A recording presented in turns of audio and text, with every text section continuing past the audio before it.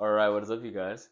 Sage here, CEO founder Legacy Africa, also a partner in Office Cube. With both of those things happening, you can imagine that burnout isn't too far away, or is it? So today's topic is going to be about burnout. I'm going to touch briefly on a little bit of what my last 72 hours looks like to give you an idea of the amount of output that is happening. I'm probably gonna miss and forget a bunch of things that happened in the last 72 hours, but it's a good idea of the kind of stuff that we get up to and that we have to sustain in order to make these two um, very demanding babies uh, alive, to keep them alive and then to make them grow. So, last 72 hours for me, uh, not very dissimilar to the 72 hours before that and the 72 hours before that, but Thursday, woke up at 6. I was supposed to wake up at 4, but I'd slept at 12, so I think I missed my alarm or something. Eventually, I do get up at 6. Hit the showers, get a little bit of something in my stomach, and then I'm off. It was the Nelson Mandela Business Chamber Golf Day, and so we had to attend that with Office Cube, and so that was a solid 10-hour shift of just being on your feet, greeting people, meeting people, trying to secure leads, so that we're able to capitalize on those relationships and actually do something, make a difference in those people's businesses through what we're able to do at Office Cube. And at the same time, I had my brother Warren there, and there's an awesome podcast that's going to be coming through soon. And in addition to that podcast, there's also going to be content basically around in and around what was going on at the business chamber thing. I think that's going to be really, really cool for you guys to see. But we were doing that. Also managed to shoot a podcast.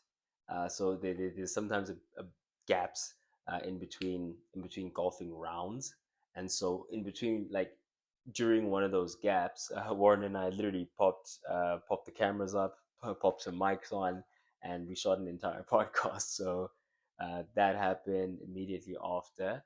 Obviously, we had brought the thing up, and I say immediately after, like it wasn't a 10-hour shift. Yeah, but immediately after the 10 hours, we packed the things away. We hit the dinner. Had to hit the mic for a little bit. Announce the winners of the prizes that we were sponsoring specifically. Go out, make sure the guys get the things that they're due. Took some lovely pictures of the people there, like in front of the banners and whatnot. Some may have seen the pictures out there on social media. In fact, funny enough, the next day someone had hit me up because I didn't tell anyone that I was doing the thing, and someone had hit me up like, "Yo, is this your twin?" Or and I was like, "That's me, bro." And they were like, "Geez." So yeah, we did that. That's Thursday. We did that. That's Thursday. That's awesome. But when you capture that many leads, to give context, there was probably not even probably there was exactly 195 odd golfers that had come through. Uh, a good chunk of which had left some sort of details or information so that we can follow up with them. We also gave them our information so they can follow up with us and whatnot. And yeah, that data needs capturing, and so couldn't do that Thursday, obviously, because we just finished the thing. We get home at whatever time after the dinner, and had some stuff to do. Crash afterwards. Wake up the next morning, and guess what? The reels need posting. The social media side of things. So every single day, there's 6 TikToks, 3 reels, 3 YouTube shorts that need to come out. In addition to Monday, Wednesday, Friday, and Sunday, I'm going to be recording a lot. I record and put out a long form video. So that's also always happening in the background, in addition to founding a company and being a part of the growth of another one. So what Friday looked like was trying to raise this thing up. Obviously, I'd missed the previous day's workout, so I get up, I eat something, I go hit the gym. After the gym, I immediately go to a meeting. I had a meeting with this one organization, and it was really fruitful, fantastic. I got some good connects there, but wasn't speaking to exactly the people that I would have wanted to speak to. in regard to that, and getting users on the Legacy Africa platform itself. And so I immediately pivoted, went to another spot.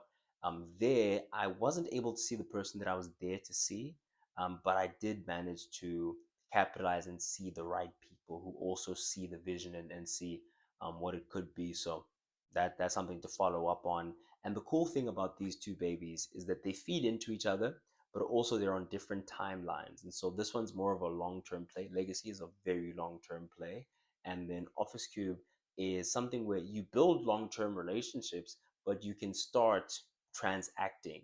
You can start capitalizing a lot sooner, which means I can start doing things for you, working with you, seeing benefit from it, you seeing benefit from it a lot quicker. It's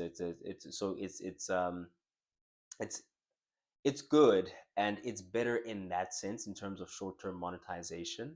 But in terms of, for me personally, as a long-term compounding vehicle, this I own outright as of now, and it's something that I'm trying to grow to a certain place and threshold before I can truly think about, let's actually start splitting equity, and let's start getting other people heavily involved into this thing, in terms of the back end, in terms of control and whatnot. So two completely different timelines anyway. So Legacy took up a lot of time on Friday, and guess what? I wasn't able to get to the leads that we had generated for Office Cube on Thursday.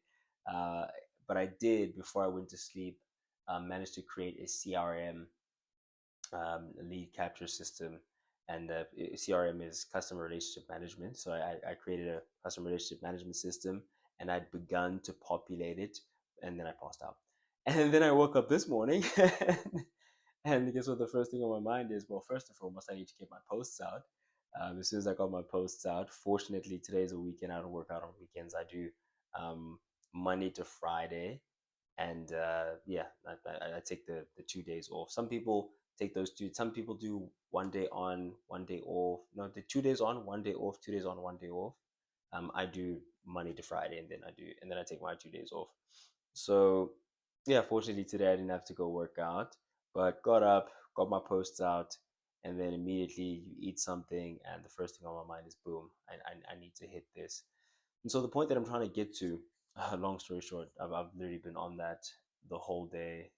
Obviously doing some stuff around the house, and making sure that we stay fed, we stay hydrated, all that good stuff, and yeah, keep a healthy body so that we can keep going this hard, for as long as we do. I'm not saying that what I do is an easy lifestyle to live, but what I am saying, and back to the topic at hand, in terms of burnout, burnout only occurs when your vision can't sustain you. And the only way your vision is not going to be able to sustain you is if you're bigger than your vision,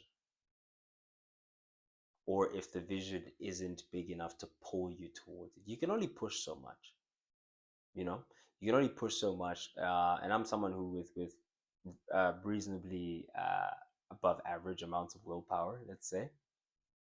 But even I run out of willpower. And the only reason why I keep going sometimes is because I know that when this thing succeeds, it can create a platform and an opportunity for someone who never would have gotten that opportunity if a space like this doesn't exist, which it doesn't right now.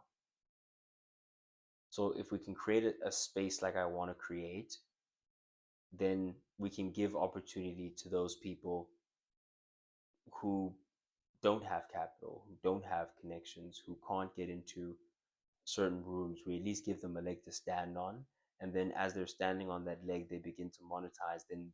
Then we can begin to elevate them a little bit more through some of the inner workings that I'm building into the system, that I've built into the system. And so that pulls me, that drives me. Making content like this so that it does exist, it is out there. I have the channel, I have the distribution to reach those kinds of people to begin with, and also to let them know, to let someone out there know that it is possible, that you can do something, make something of yourself, starting from absolutely nothing. They can look back at these things and see the seeds of the ideas beginning, and they see the transformation, they see the growth over time. Just the idea of being able to reach or impact people like that is what keeps me going.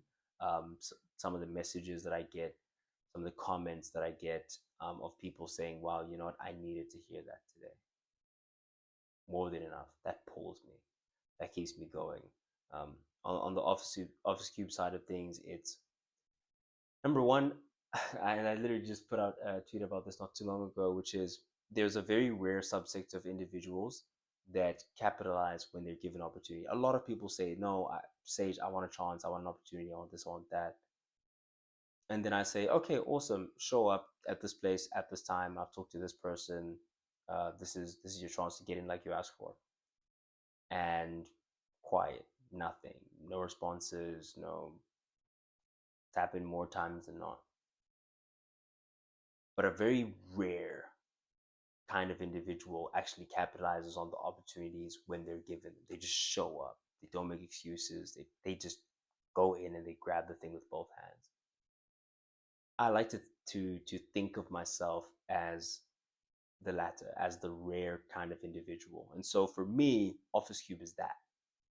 It's that rare opportunity where if you capture this, you completely fundamentally shift the longevity of this whole thing and how long you can sustain this for before it has wings. I wanted this thing to run. It has wings. Is what I found out by presenting the idea to the correct organizations that can actually implement this thing because they have the very people that I'm looking to serve. They are taking to the idea like wildfire. I just need time. And time is money. Time literally costs money.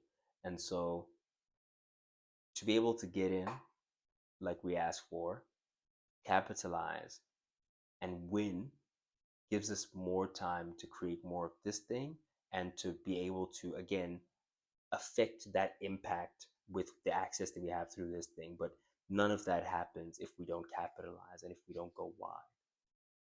And so, due to the size and magnitude of my vision, due to me feeling that I'm divinely assigned by God, divinely assigned by my very DNA, my very ancestry, feeling that I'm divinely assigned by the people who need me. Those things for me are enough to sustain me through any hardship.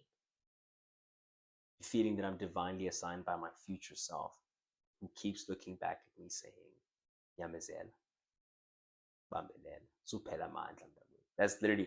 That's his favorite phrase. Suphela mandla mntakwethu. Suphela mandla. Whenever the strength is running, he literally just simply says, "Don't run out of strength." And so I don't run out of strength. I keep going, I keep pushing. Not because my head sometimes isn't literally like burning because there's so much blood up there. Not because I sometimes don't feel, not because I don't sometimes feel overwhelmed, or I don't sometimes feel that this is not going to happen. I'm just, those things are naturally occurring thoughts, but I never think to myself that I can't do it or that it's not possible. I sometimes question, like, is it gonna happen? When's it gonna happen? How is it? Oh, can I do this? But I never ever question whether it's possible or not. You know what I'm saying? And whenever I ask myself, can I do this? The answer is always I have to. I have to. Because the vision's it's not mine to keep away from the world. I've been gifted this vision by God, and I have a divine assignment to see it through and see it out. Not just because of what I get as a result, but because of who I become as a result of walking the path and sustaining that pressure and going through that pain and that hardship. So in terms of burnout, hectic as my schedule may be, and I've probably missed a couple of things that we also make sure that we're hitting every single day, regardless of how wide, how deep, how high. We will always find a way, and we will sustain it. We will sustain the pressure because if you are able to outwork, out improve, out strategize, and outlast your opposition, they literally can't compete with you, regardless of who you are, where you're from, what you've done. because of those things, because of the gift, and the fact that to whom much is given, much is expected. For that reason, I don't burn out. And so, from my perspective, to say, if you were to ask me, how do I prevent burnout? How do I put myself in a position where I just won't? I would say fight for something that's larger than yourself. Because if you're only going for yourself, you're not going to get very far. Trust me.